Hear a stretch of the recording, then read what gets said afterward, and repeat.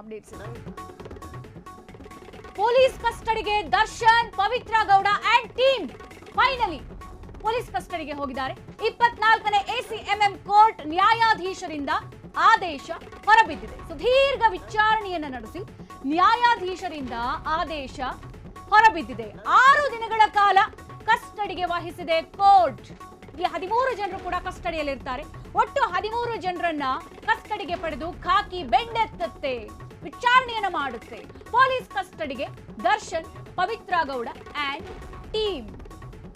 S, ಈ ಪ್ರಕರಣಕ್ಕೆ ಸಂಬಂಧಪಟ್ಟಂತೆ ಒಂದು ಮೇಜರ್ ಸುದ್ದಿದ್ದು 24ನೇ ಎಸಿಎಂಎಂ ಕೋರ್ಟ್ ನ್ಯಾಯಾಧೀಶರು ಈ ಒಂದು ತೀರ್ಪನ್ನು ಕೊಟ್ಟಿದ್ದಾರೆ. ಸುದೀರ್ಘ ವಿಚಾರಣೆಯನ್ನು ನಡೆಸಿ ನ್ಯಾಯಾಧೀಶರಿಂದ ಆದೇಶ ಬಂದಿದೆ. 6 ದಿನಗಳ ಕಾಲ ಕಸ್ಟಡಿಗೆ ವಹಿಸಿದ ಕೋರ್ಟ್. ಇದು ನಿರೀಕ್ಷಿತವಾದಂತಹ ಒಂದು ಆದೇಶವೇ ಸರಿ. ಯಾಕಂತ ಹೇಳಿದ್ರೆ ಇಲ್ಲಿ ಪೊಲೀಸರಿಗೆ ಸ್ವಾಭಾವಿಕವಾಗಿ ಮತ್ತಷ್ಟು ವಿಚಾರಗಳನ್ನು ಸಂಗ್ರಹಿಸುವಂತಹ ಸಾಧ್ಯತೆಗಳಿದ್ದಾವೆ.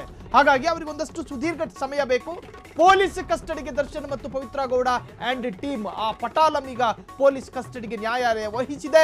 24ನೇ ಎಸಿಎಂಎಂ ಕೋರ್ಟ್ ನ್ಯಾಯಾಧೀಶರಿಂದ ಆದೇಶ, ಸುದೀರ್ಘವಾದಂತಹ ವಿಚಾರಣೆಯನ್ನ ನಡೆಸಿ ನ್ಯಾಯಾಧೀಶರಿಂದ ಆದೇಶ ಹೊರಬಂದಿರತಕ್ಕಂತಹದ್ದು. ಈಗ 6 ದಿನಗಳ ಕಾಲ ವಿದ್ಯಾ ಇವರನ್ನ ಕಸ್ಟಡಿಗೆ ವಹಿಸಿದೆ ಕೋರ್ಟ್. ಅಲ್ಲಿ ಸ್ವಾಭಾವಿಕವಾಗಿ ಪೊಲೀಸರಿಗೆ, ನ್ಯಾಯಾಧೀಶರಿಗೆ ಅಲ್ಲಿ ಎವಿಡೆನ್ಸ್ ಮುಖ್ಯವಾಗುತ್ತೆ. ಪೊಲೀಸರು ಏನೇ ಮಾಹಿತಿಯನ್ನು ಕೊಡಬಹುದು, ಜನ ಏನೇ ಮಾತನಾಡಬಹುದು, ಮಾಧ್ಯಮದವರು ಏನೇ ವರದಿಯನ್ನು ಕೊಡಬಹುದು. ಆದ್ರೆ ನ್ಯಾಯಾಧೀಶರಿಗೆ ಅಲ್ಟಿಮೇಟ್ ಬೇಕಾಗಿರುವಂತಹದ್ದು ಎವಿಡೆನ್ಸ್. ಹಾಗಾಗಿ ಇಲ್ಲಿ ನ್ಯಾಯಾಧೀಶರ ಮುಂದೆ ಪೊಲೀಸರು ಒಂದು ಮನವಿಯನ್ನು ಮಾಡಿಕೊಳ್ತಾರೆ. ನಮಗೆ ಒಂದಷ್ಟು ದಿವಸಗಳ ಕಾಲ ಈ ಪ್ರಕರಣಕ್ಕೆ ಸಂಬಂಧಪಟ್ಟಂತಹ ಆರೋಪಿಗಳಿದಾರಲ್ಲ, ಇವರನ್ನ ನಾವು ವಶಕ್ಕೆ ಪಡೆದುಕೊಳ್ತೀವಿ. ಹಾಗಾಗಿ ನಮಗೆ ಇವರನ್ನ ವಶಕ್ಕೆ ಕೊಡಿ ಅಂತ ನ್ಯಾಯಾಧೀಶರ ಮುಂದೆ ಪೊಲೀಸರು ಒಂದು ಮನವಿಯನ್ನ ಸಲ್ಲಿಸಬೇಕಾಗುತ್ತೆ. ಆ ಮನವಿಯನ್ನ ಆಲಿಸಿಕೊಂಡು ಇದಕ್ಕೆ ಅವಕಾಶವನ್ನ ಕೊಡಬಹುದಾ ಎನ್ನುವಂತಹದ್ದು ಕೂಡ ಅಲ್ಲಿ ಈ ಪ್ರಕರಣಕ್ಕೆ ಸಂಬಂಧಪಟ್ಟ ಹಾಗೆ ನ್ಯಾಯಾಧೀಶರು ವರದಿಯನ್ನ ಸಲ್ಲಿಸ್ತಾರೆ. ನೀವು ದೃಶ್ಯವನ್ನು ಗಮನಿಸ್ತಾ ಇರಬಹುದು ವಿದ್ಯಾ. ಇದು ಪವಿತ್ರ ಗೌಡ ಸ್ಟೇಷನ್ಗೆ ಬರುವಂತಹ ಸಂದರ್ಭದ ದೃಶ್ಯ. ಒಟ್ಟಾರೆಯಾಗಿ ಈ ಪ್ರಕರಣಕ್ಕೆ ಸಂಬಂಧಪಟ್ಟ ಹಾಗೆ ಈಗ ನ್ಯಾಯಾಧೀಶರು 6 ದಿನದ ಪೊಲೀಸ್ ಕಸ್ಟಡಿಗೆ ವಹಿಸಿದ್ದಾರೆ. 13 ಆರೋಪಿಗಳನ್ನು ಕೂಡ ಈಗ ಪೊಲೀಸರು ತನ್ನ ಕಸ್ಟಡಿಗೆ ಪಡೆದುಕೊಂಡು ಫುಲ್ ಡ್ರಿಲ್ ಮಾಡ್ತಾರೆ. ಎಲ್ಲ ಆಯಾಮದಲ್ಲೂ ಕೂಡ ಪ್ರಶ್ನೆಗಳನ್ನು ಮಾಡ್ತಾರೆ.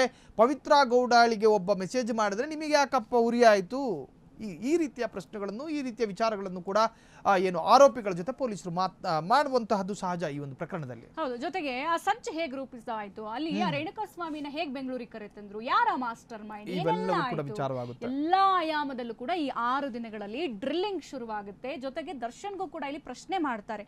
ಈಗ ಪವಿತ್ರ ಗೌಡ ನಿಮ್ ಹೆಂಡತಿ ಅಲ್ಲ, ಸರಿ, ಅಧಿಕೃತವಾಗಿ ನೀವೆಲ್ಲೂ ಹೇಳಿಲ್ಲ, ಅಥವಾ ಜೊತೆಗೆ ನೀವು ಲಿವಿಂಗ್ ಟುಗೆದರ್ ಇದೀವಿ ಅಂತಾನು ಎಲ್ಲೂ ನೀವು ಹೇಳ್ಕೊಂಡಿಲ್ಲ. ಅದಕ್ಕಾದ್ರೂ ಕಾನೂನು ಪರವಾಗಿ ವಹಿಸ್ಕೊಳ್ಳುತ್ತೆ, ಎಲ್ಲೂ ಕೂಡ ಹೇಳ್ಕೊಳ್ಳಿಲ್ಲ. ಇಲ್ಲಿ ನಿಮ್ಮ ಪತ್ನಿ ವಿಜಯಲಕ್ಷ್ಮಿಗೆ ಆ ಒಂದು ಕಾಮೆಂಟ್ ಮಾಡಿದಿದ್ರೆ ನೀವು ಈ ರೀತಿ ಮಾಡಿದನ್ನ ನಾವು ಒಪ್ಕೊಳ್ತಿದ್ವಿ, ಸಹಿಸ್ಕೊಳ್ತಿದ್ವಿ.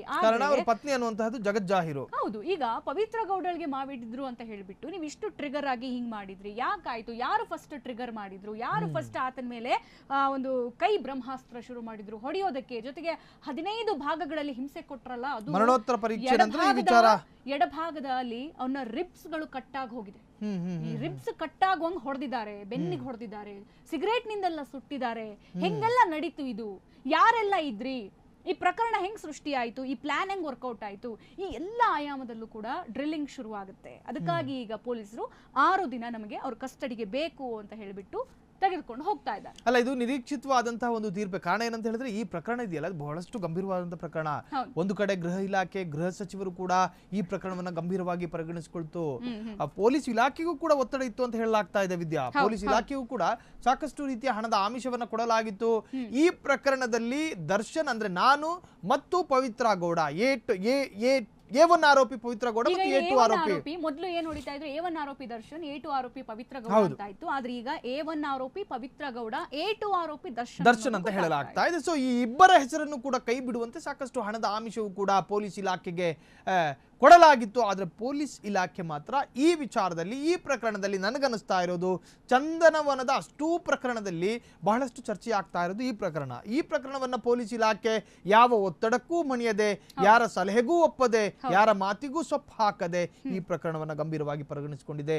ಅವರ ಪ್ರಾಮಾಣಿಕತೆಗೆ ಮಾತ್ರ ಇವತ್ತು ರಾಜ್ಯ ಶ್ಲಾಘನೆ ವ್ಯಕ್ತಪಡಿಸ್ತಾ ಇದೆ. ಜೊತೆಗೆ ಇಲ್ಲಿ ಸಾಹಿಲ್ ಒಂದು ಯೋಚನೆ ಮಾಡಬೇಕಾಗಿರೋ ವಿಚಾರ ಅಂತ ಅಂದ್ರೆ, ಈಗ ನೀವು ಬಾಲಿವುಡ್ ತಗೊಳ್ಳಿ, ಕಾಲಿವುಡ್, ಟಾಲಿವುಡ್, ಎಲ್ಲೂ ಕೂಡ ಈ ರೀತಿಯ ಮನೆ ರಂಪ ಪ್ರಕರಣಗಳು ಆಚೆ ಬರಲ್ಲ. ಬಂದರೂ ಕೂಡ ಏನೋ ಅವರಲ್ಲಿ ಮಿಸ್ಅಂಡರ್ಸ್ಟ್ಯಾಂಡಿಂಗ್ ಆಗಿರುತ್ತೆ, ಅವ್ರು ಅದನ್ನ ಅಲ್ಲಿಗೆ ಇದು ಮಾಡಿ ಸ್ಟಾಪ್ ಆಗ್ತಾರೆ. ಬಟ್ ಇದು ಶುರುವಾದ್ರೆ ಒಂದೊಂದು ವಾರ, ಈಗ ಕೌಟುಂಬಿಕ ಕಲಹ ಆಗಿರ್ಬೋದು ನೋಡಿ, ಈ ಒಂದು ಜಗಳಗಳು ಬಹುಶಃ ನಮ್ಮ ಸ್ಯಾಂಡಲ್ವುಡ್ ನಲ್ಲಿ ಆದಷ್ಟು ಪ್ರಕರಣ ಯಾವುದೇ ಚಿತ್ರರಂಗದಲ್ಲೂ ಕೂಡ ಆಗಿಲ್ಲ.